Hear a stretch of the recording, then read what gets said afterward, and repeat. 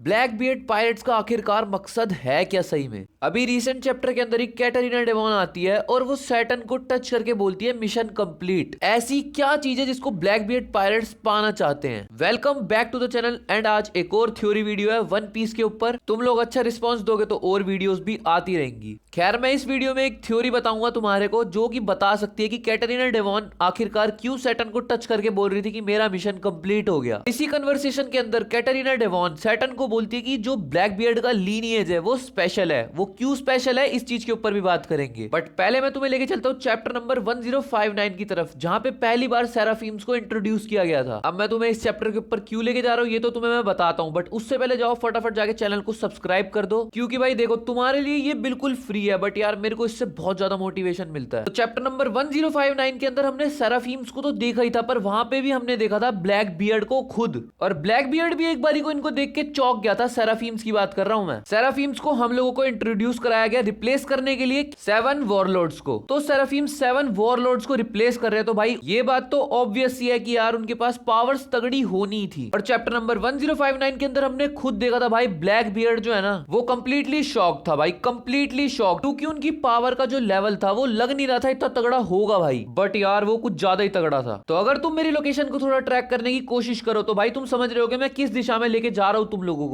Seraphims की power को control कौन करता है? गोरो से, और सैटर्न उन 5 बिग एल्डर्स में से एक है, और कैटरीना डेवॉन ने सैटर्न को टच भी कर लिया। इसका मतलब समझ रहे हो ना भाई? देखो कैटरीना डेवॉन के पास पावर है 9 टेल्ड फॉक्स डेविल फ्रूट की। उस डेविल फ्रूट की पावर यही है कि वो जिसको टच करेगी वो उसकी शेप ले सकती है, या फिर उसकी शक्ल जैसा है वो वैसा बन सकती है। कैटरीना डेवॉन ने सैटर्न को टच किया और बोला मिशन कंप्लीट। कैटरीना डेवॉन अब सैटर्न के रूप में अपने आप को बदल सकती है। समझ गए ना इस चीज को? जस्ट एक अजम्पशन रखो, ब्लैक बियर्ड पायरेट्स के ऊपर दोबारा से सेराफिम्स ने अटैक किया और कैटरीना डेवॉन तो वहां पे होगी, ये तो बात है ही ऑब्वियस सी, क्योंकि कैटरीना डेवॉन ने अभी सैटर्न को टच किया पिछले चैप्टर के अंदर ही, मतलब पिछले से पिछले चैप्टर में। तो पहले वो सेराफिम्स को ऑर्डर देगी खुद सैटर्न बन के। अब सेराफिम्स को भी उसका ऑर्डर मानना ही पड़ेगा क्योंकि वो एक गोरोसे में बदल चुकी है। सो इस तरीके से ब्लैक बियर्ड अचीव कर सकता है सेराफिम्स की पावर को। बट एक सेकंड, जो लोग वन पीस की मांगों को सही में रियल में ढंग से फॉलो करते हैं दे विल बी लाइक, भाई लूफी ने जब सैटर्न को पंच मारा तब सैटर्न जाके गिरा कैटरीना डेवॉन और वैनओगर के पास। अब तक तो किसी को पता भी नहीं था कि वो लोग एगहेड पे आ रहे हैं या फिर क्या प्लान कर रहे हैं। तो ब्लैक बियर्ड पायरेट्स का सही में मकसद क्या था एगहेड पे आने का? सेराफिम्स को बनाया वेगापंक ने, एंड सेराफिम्स को गोरोसे के साथ साथ वेगापंक भी कंट्रोल कर सकता है। सो मे भी बोल सकते हैं कि कैटरीना डेवॉन वहां पे एक वेगापंक की सैटेलाइट को टच करने के लिए आई थी ताकि वो एक वेगापंक की सैटेलाइट में ट्रांसफॉर्म होकर सेराफिम्स को कंट्रोल कर सके, या फिर शायद से कमांड चिप ढूंढने आई थी जिससे सेराफिम कंट्रोल हो सके। बट सैटर्न खुद ही रायते में गिर गया और उनके प्लान को और ज्यादा इजी कर दिया। सैटर्न को टच किया और मिशन कंप्लीट। और कैटरीना डेवॉन ने सैटर्न को जाते जाते ये भी बोला था कि जो ब्लैक बियर्ड की लीनिएज है वो बहुत ज्यादा स्पेशल है, और ओडा सेंसेई हमें खुद ये सब हिंट दे रहे हैं। तो मेरे को लगता है बहुत जल्द हम जानने वाले कि ब्लैक बियर्ड की लीनिएज असल में है क्या। और अगर तुम मेरी वीडियोस को सही में ढंग से देखते हो तो तुम्हें पता लगेगा मैंने एक चैप्टर के स्पॉयलर्स में बोला था ब्लैक बियर्ड की जो लीनिएज है वो मेरे को लगता है बकानियर से रिलेटेड होएगी। और ये चीज सिर्फ मेरे को लगती है, तो समझ लो मैं थ्योरी बना रहा हूं भाई, क्योंकि तुम एक बार खुद ये चीज करके देखना, एक बारी कुमा और ब्लैक बियर्ड की फोटो को कंपेयर करने की कोशिश करना, क्योंकि मैंने काफी सारी सिमिलैरिटीज देखी है उन दोनों के बीच में। एंड एक चीज खुद सोचो, अभी कुछ चैप्टर्स पहले ही कुमा के फ्लैशबैक चल रहे थे।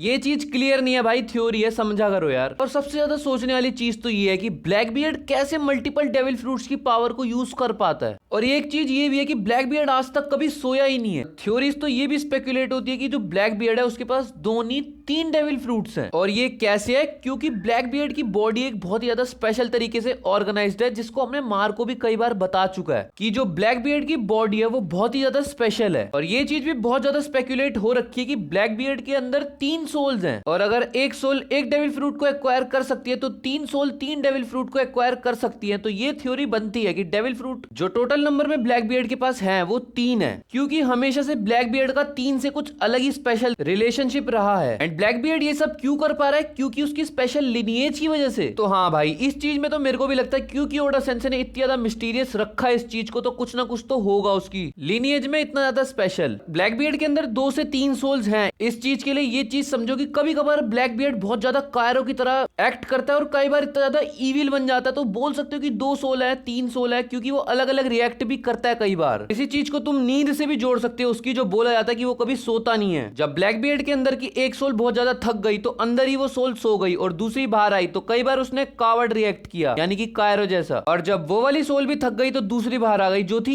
इविल वाली। समझ रहे हो ना कैसे समझाना चाह रहा हूँ? देखो एक बात समझो, मार्शल डी टीच कोई ऐसा वैसा फुद्दू करेक्टर नहीं है। अब तक हमें ये बताया गया कि ब्लैक बियर्ड चाहता है एक अपनी किंगडम जिसका वो राजा हो, जो गवर्नमेंट से ऑफिशियलाइज्ड हो। बट तुम्हें सही में लग रहा है यार ब्लैक बियर्ड इतने छोटे से गोल के लिए वो सबके डेविल फ्रूट्स लेना चाह रहा है? ब्लैक बियर्ड की नजर हमेशा से सबके डेविल फ्रूट्स पे रहती है, तो इस चीज से ये समझा जाए कि ब्लैक बियर्ड डेविल फ्रूट लेना चाहता है ताकि बस वो एक अपना छोटा सा किंगडम बना के वहां का राजा बन सके। बट सही बोलूं तो मुझे लगता है ब्लैक बियर्ड का प्लान कुछ और ही है। चैप्टर नंबर 440 के अंदर ब्लैक बियर्ड बोलता है उसके पास प्लान है पूरी दुनिया के ऊपर राज करने का। देखो ब्लैक बियर्ड एक बहुत ही ज्यादा शातिर पायरेट है, वो जब भी किसी के साथ हाथ मिलाता है तो उसे धोखा जरूर देता है। ब्लैक बियर्ड ने व्हाइट बियर्ड पायरेट्स का क्रू भी इसीलिए ज्वाइन किया था ताकि उसको कोई तगड़ा और स्ट्रॉन्ग सा डेविल फ्रूट मिल सके, जो उसने करके दिखाया भी। उसके बाद ब्लैक बियर्ड एक वॉरलॉर्ड ऑफ सी बना और ब्लैक बियर्ड ये जानता था कि अगर वो एक बार वॉरलॉर्ड बन गया तो वो इंपेल डाउन तक अपनी रीच रख सकता है, जहां पे वो कैरियो को खुद छोड़ेगा और उनको बोलेगा कि उसका क्रू ज्वाइन करे ताकि वो पूरी दुनिया के अंदर एक स्ट्रॉन्गेस्ट क्रू बना सके खुद का अपना। ये सब चीजों के बाद अब ब्लैक बियर्ड क्या चाहता है? अब वो चाहता है उसकी एक अपनी किंगडम हो जिसमें वो वर्ल्ड गवर्नमेंट के साथ हाथ मिलाना चाहता है। व्हाइट बियर्ड से हाथ मिलाया मतलब के लिए, वॉरलॉर्ड बना मतलब के लिए, अब वर्ल्ड गवर्नमेंट से हाथ मिलाना चाहता है तो तुम खुद समझ जाओ भाई होने क्या वाला है। वो बनना चाहता है वर्ल्ड गवर्नमेंट से हाथ मिला के एक राजा, और ऑफिशियल किंग्स जो गवर्नमेंट के होते हैं, मतलब एक तरह से गवर्नमेंट का ऑफिशियल किंग बनने के बाद ब्लैक बियर्ड एक तरह से ऑफिशियली हो गया ना गवर्नमेंट के लिए, तो उसको मैरी जुआ यानी कि मैरी ज्यूइस जाने का एक्सेस मिल सकता है उससे। देखो मेरे को लगता है इसमें हाँ ईमू रहता है मैरी जुइस में, मैरी जुआ यही। अब तुम एक बात समझो, ईमू तक पहुंचना किसी अरे गहरे टुच्चे मुच्चे के लिए आसान नहीं है, और वर्ल्ड गवर्नमेंट से ऑल आउट वॉर लेना भी किसी के लिए इतना आसान नहीं है। बट अगर ब्लैक बियर्ड खुद मैरी जुआ में जाए, पूरी ऑल आउट वॉर मरीन से लेने की बजाय वो सीधा ईमू से फाइट कर ले। देखो भाई एक सिचुएशन और थ्योरी बना रहा हूं मैं, और मान लो ब्लैक बियर्ड ने ईमू को मार दिया तो वर्ल्ड के ऊपर तो उसका ऐसी राज हो गया ना। और ब्लैक बियर्ड स्टार्टिंग से यही बोलता आया कि उसको पूरी दुनिया के ऊपर राज करना है, तो उसके लिए सबसे बढ़िया ट्रिक यही है, पहले गवर्नमेंट का ऑफिशियल बनो, फिर होली लैंड का एक्सेस लो जहां पे ईमू रहता है, वहां पे जाओ, पूरी वर्ल्ड गवर्नमेंट से भिड़ने की बजाय सीधा ईमू से लड़ाई ले लो या फिर उसको किसी तरीके से मार दो, एंड हो गया सब कुछ खत्म। भाई देखो इस थ्योरी के अंदर भी कुछ ना कुछ तो लूप होल होगा, बिकॉज हम ओडा सेन से नहीं है, ओडा सेन से भाई कुछ और ही है, उनकी प्रिडिक्शन करना बहुत मुश्किल है। और हाँ भाई ये थ्योरीज दुनिया में से कुछ अपनी तरफ से सब कुछ मिलजुला के बनाई जाती हैं। सो अगर वीडियो पसंद आई हो लाइक कर देना, चैनल पे नए हो सब्सक्राइब कर देना। मिलते हैं नेक्स्ट वीडियो में, तब तक के लिए बाय बाय।